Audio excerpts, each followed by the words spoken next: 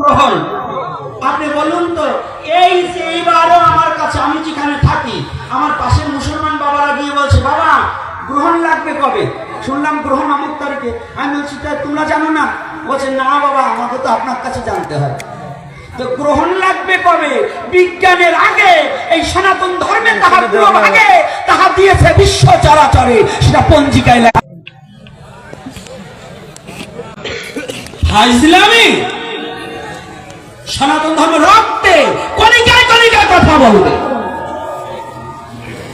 সনাতন ধর্মের প্রতি যতবার নির্যাতন হয়েছে, যত সাম্প্রদায়িক দাঙ্গা হয়েছে, যতবার নিষ্পেষিত হয়েছে, যত এই ধর্মকে মুছে দেওয়ার চেষ্টা করছে, সনাতন বিধায় আজও মাথা উঁচু করে দাঁড়িয়ে আছে। অন্য কোন ধর্ম হলে নামগন্ধ থাকতো না।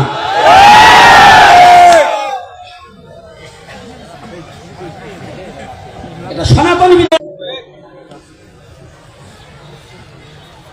কোটি জন্মের সাধনার ফল। নেটওয়ার্কের সমস্যা রে বাবা, কইল আপনি নেটওয়ার্কের সমস্যা রে বাবা। আচ্ছা, জয়শ্রী রাধে রাধে। দিবানে প্রশ্ন যখন আসতে কিছু পরে দিবানে প্রশ্ন যখন স্টকে থাক, আগে মনের যে কটা আছে সেগুলো ধারিয়ে নিই নাকি? আরো বাবা ঢাকায় অতিথি কক্ষে আপনি তাড়াতাড়ি চলে এসেন, আপনার জন্য অপেক্ষা করছে। ভালো করে জানো, এইবার তাহলে সনাতন ধর্মের যাহা এই যে দেবতা, বাবা একবার ফ্যানের দরকার, ফ্যান কই? এইবার দেখুন যে কথাটা বলছি একটু ভালো করে শুনুন।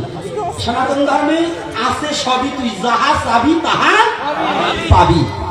আমার স্লোগান, সনাতনে আছে সবই, তুই যাহা চাবি তাহাই পাবি। ভয় নাই, না ভয়। এইবার যে কথাটা পূর্বে ছিল আসি, তাহলে কি আমাদের দেবতার পূজা করা বৈধ না অবৈধ? প্রধানমন্ত্রীর সাথে সরাসরি সম্পর্ক নাই, সে তো এমপি মন্ত্রীর সাথেই সম্পর্ক করবে, তাই না? কিন্তু যার সরাসরি প্রধানমন্ত্রীর সাথে সংযোগ হয়ে গেছে, তাহলে তার আমার এমপি মন্ত্রী মিনিস্টারের দরকার নেই। না না আছে না, তাহলে আমি সরাসরি রাজার কাছে যেতে পারবো, পারবো কিনা? তাই জগতে বহু ভজন করিতে করিতে যারা একবার ভগবান কৃষ্ণের চরণে আত্মসমর্পিত চিত্ত করেছে, তাদের আর দেবতা পূজা না করলেও চলে। কোথায় বলছে? আমি বলি না। সর্বধর্ম পরিত্যাজ্য মামেতাং শরণং অহং তাং সর্বপ্র পাপেভ্যো মোক্ষাস্মি মা চ। কি বলছে নাকি? মনে থাকবে? রাধে রাধে। আমার নিজে ছোট তাদের জন্য দেবতা পূজা লাগে না, কিন্তু যারা সবেমাত্র ভজন পথে যাচ্ছে তাদের দেবতা পূজা বাঞ্ছনীয় করতে হবে। কি করবে কিনা? হ্যাঁ,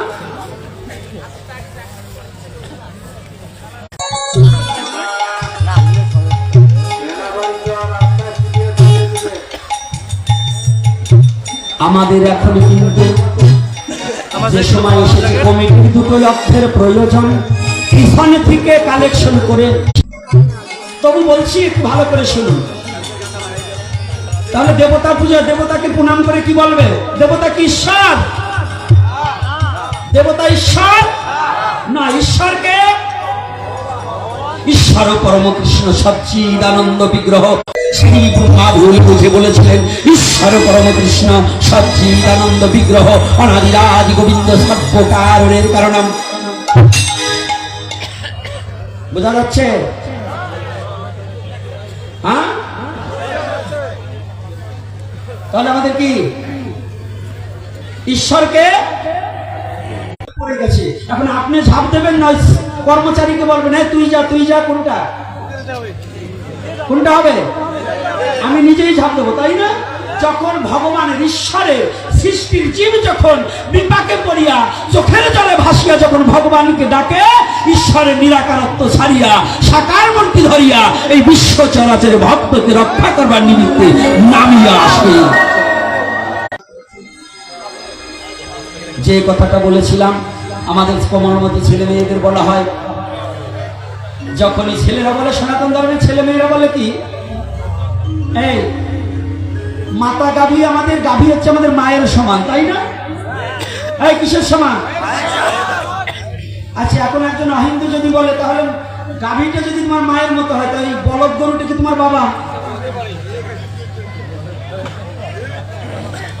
কি বলে না?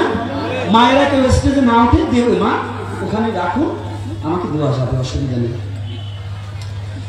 কি তাহলে যদি কেউ অহিন্দুরা প্রশ্ন করে যে ওই বলদ গাভীটা কি তোমার বাবা, আপনারা কি উত্তর দেবেন? না বলবেন না হ্যাঁ বলবেন? জানি না। হ্যাঁ। কেমন বাবা? মাতৃ স্তন পান করে মা যদি ছোটবেলায় মারা যায়, যার স্তন খেয়ে আমি বড় হয়েছি, সে যেমন মা হয়, তদ্রূপ বাবার পরিবর্তে যে আমাকে খাটনি খেটে, যার ঘাম পায়ে ফেলে যে আমাকে মানুষ করেছে, সেও আমার বাবার মতোই শ্রদ্ধা পায়। তাহলে আজ থেকে 20 বছর 30 বছর আগে এই ট্রাক্টর ছিল? ছিল। তখন আপনারা জমি চাষ করছেন কি দিয়ে? হ্যাঁ, বলদ দিয়ে চাষ করেননি? গরু দিয়ে চাষ করছেন কিনা? নাঙ্গল বইতো না, পিছনে আর একজন থাকতো। হয়তো আমার বাবা নয়, আপনার বাবা, একজন থাকতো না বাবা? তো ওই 3 বলদে চাষ করে যে ফসল ফলাতো, সেই ফসল খেয়ে আপনি নেচে নেচে শিক্ষিত হয়েছেন। খালি হিন্দুর বাবা না, আপনাদেরও বাবা ওই ষাঁড় গরু। কাঁধে জোয়াল নিয়ে যে বাবাও তার পিছনে পিছনে হাঁটতো, তার বাবাও এক বলদ, ওই দুটো আর এক বলদ। এই 3 বলদে চাষ করে আপনার মতো বলদ জন্ম দিয়েছে। তাহলে কি তাকে বাবার শ্রদ্ধা করতে কি দোষ আছে নাকি? আর আজকে আর একটু খোটা দিয়ে যায়, একটু হিঙায় দিয়ে যায়। এই অঞ্চলে সব আমার বোধ হয়